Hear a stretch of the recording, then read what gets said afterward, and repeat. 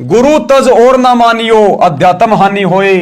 गुरु की शिक्षाओं के अलावा किसी और के चक्कर में आके भक्ति बर्बाद मत कर लेना कि लो जी गुरु जी तो सतलोक चले गए, अब तो गुरु जी के बेटा बेटी की माननी पड़ेगी, गुरु जी की पत्नी की माननी पड़ेगी, गुरु जी के भाई की माननी पड़ेगी, अरे ये भगत तो गुरु जी के साथ रहता था, इस भगत की माननी पड़ेगी।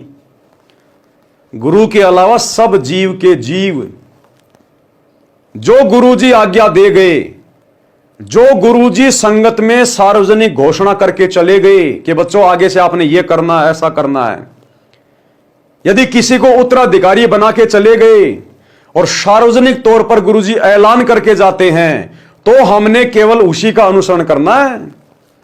जिसको गुरुजी अपना उत्तराधिकारी नियुक्त करके जाएंगे अपने मिशन को आगे चलाने के लिए, उसी अनुसार हमने आगे चलना है। और यदि वो गुरु के द्वारा उत्तराधिकारी नियुक्त किया गया व्यक्ति कोई गलती करता है, उसी दिन हमने उस व्यक्ति से कनेक्शन काट लेना है। कनेक्शन गुरुजी की भक्ति से जोड़ के रखना है, गुरुजी की मर्यादाओं से जोड़ के रखना है, सत्संगों से जोड़ के रखना है, सुमरण से जोड़ के रखना है। यह नहीं कि गुरुजी अगर किसी को उत्तराधिकारी घोषित कर गए और वो जो मर्जी हमसे कुकर्म कराओ तो हम उसकी हर बात मानेंगे। केवल वही बात मानेंगे चाहे कोई अधिकारी हो चाहे कोई अधिकारी ना हो। जो भक्ति मार्ग में बातें गुरुजी के ज्ञान और विधान के अनुसार होंगी, सत्संगों के अनुसार होंगी, हम उन्हीं बातों को फॉलो करेंगे, चाहे गुरुजी 20 भक्तों को अधिकारी क्यों ना बना जाएं। एक भी बात यदि उनकी गुरुजी के ज्ञान और विधान के खिलाफ मिली, हम उस बात को हरगिज फॉलो नहीं करेंगे। हमारे लिए अंतिम विधान गुरुजी का सत्संग और गुरुजी की मर्यादा है। तो कहते हैं गुरु को तज, यानी गुरु को छोड़कर और की बात ना मानियो, अन्यथा अध्यात्म में हानि हो जाएगी।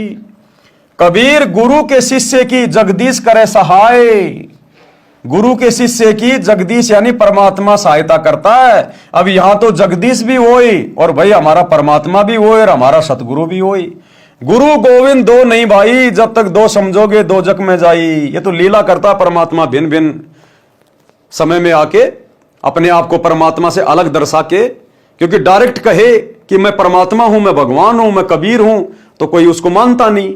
इसलिए हर बार यह परमात्मा गुरु रूप में आता है, सतगुरु रूप में आता है और अपने से अन्य किसी और को परमात्मा बताता है कि परमात्मा तो सतलोक में है, सत्य पुरुष है, ताकि लोग उनके ज्ञान को सुने। अगर डायरेक्ट कह दे कि मैं भगवान हूं तो कोई उनका सत्संग भी ना सुने। इसलिए अपने से अन्य को परमात्मा दर्शा के ये वाणी लिखी हुई है, जबकि गुरु स्वयं ही कबीर है, स्वयं परमात्मा, स्वयं ही सत्य पुरुष है। कबीर गुरु के शिष्य की जगदीश करे सहाय। अब बताओ गुरु के भगत की, सतगुरु के भगत की जगदीश यानी परमात्मा क्यों सहायता करेगा? ऊपर तो साफ साफ लिखा हुआ है कि कबीर सतलोक में बैठकर गुरु देखे तो है। जब गुरु खुद ही सतलोक में बैठ के देख रहा है तो सहायता भी तो कर सकता है। तो यहां हमने समझना होगा कि गुरु और सत्य पुरुष दोनों एक ही हैं। नाम जपे और दान धर्म में कभू न अलसाए।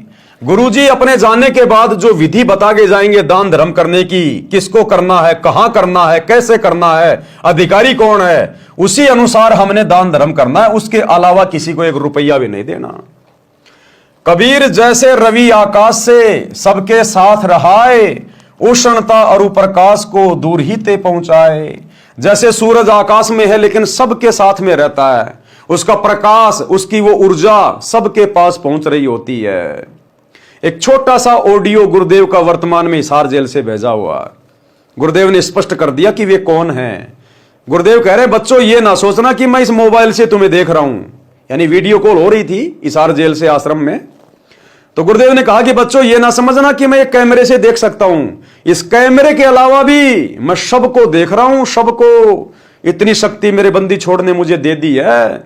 जैसे सूर्य सबके साथ में रहता है, उसकी ऊर्जा, उसका प्रकाश सबके साथ में रहता है, ऐसे ही इस दास को और अपने परमात्मा को पल पल अपने साथ में समझना।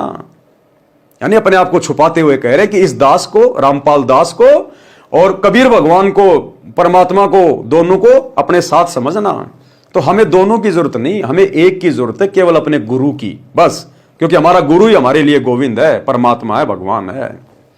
तो एक छोटा सा ऑडियो जिसमें गुरुदेव ने स्पष्ट कर दिया कि पल पल देख रहा है परमात्मा। अरे जो सतलोक में बैठ के हमें यहां देख सकता है, क्या हिसार जेल में बैठ के नहीं देख रहा होगा? भगत की हर एक क्रिया पे नजर है, क्योंकि परीक्षा चल रही है। परीक्षा सुनिए। आशीर्वाद है मेरे बच्चों, सारे दिखाई देते हो, और अगर कैमरे से ना देखूं तो वैसे भी देख सकता हूं मेरे बच्चे। इतनी ताकत दे दी है मेरे बंदी छोड़ ने मेरे को। आप चिंता ना करो, जैसे सूर्य सबके साथ होता है ऐसे भगवान और दास को अपने साथ समझना। तो भाई और बहनों, हम तो इस प्रकार की ऑडियो को सुनकर बड़े डर कर भक्ति कर रहे हैं। हम सत्सेवक तो डर डर के भक्ति कर रहे हैं कि यह परम सत्य है। गुरु ने कह दिया चलो और अच्छा हुआ, लेकिन हम तो पहले से मान रहे हैं कि गुरु भैया पल पल देख रहा है, वो दिव्य दृष्टा है, अंतर्यामी है, स्वयं परमात्मा है, उसकी नजर से सृष्टि में कोई छुपा हुआ नहीं है।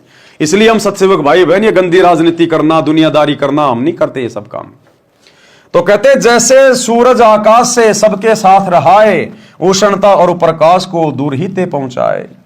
कबीर ऐसे गुरु जहां बसे सब पर करे रजा, और गुरु समीप जानकर सकल विकार करत लजा। गुरु जी को अपने पास में समझकर, अपने साथ में समझकर जब तक हम भक्ति नहीं करेंगे, हम विषय विकारों से दूर नहीं हो सकते। हमारे ऊपर उनके आशीर्वाद की रजा नहीं हो सकती। एक वाणी में गुरुदेव कहते हैं कि क्या मुख ले विनती करूं और लाज आवती मोए, और तुम देखत अवगुण करूं मैं कैसे भाऊं तोए। कि हे परमात्मा, मैं कौन से मुंह से, मैं अवगुणी इंसान, विषय विकारों में रत इंसान, मैं किस मुंह से आपसे प्रार्थना करूं, विनती करूं, अरदास करूं। मुझे तो शर्म आ रही है। और तुम देखत अवगुण करूं, आप सब कुछ देखने वाले हो,